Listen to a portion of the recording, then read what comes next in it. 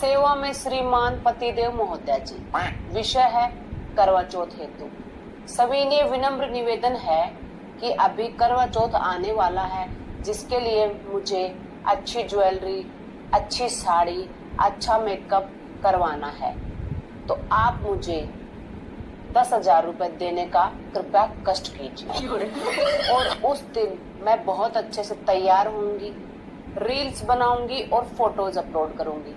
जिस वजह से मैं थक जाऊंगी, तो अपने और अपने परिवार वालों के खाने का इंतजाम आप खुद कीजिए। और रात को जब चांद निकलेगा तो मेरे आवाज लगाने से पहले हाजिर हो जाइएगा। और हाँ, मेरे लिए बढ़िया सा गिफ्ट लाना मत भूलिएगा, नहीं तो करवा चौथ का त्योहार युद्ध में बदलने में ज्यादा समय नहीं लगेगा। धन्यवाद। आपकी आज्ञाकारी और प्यारी पत्नी।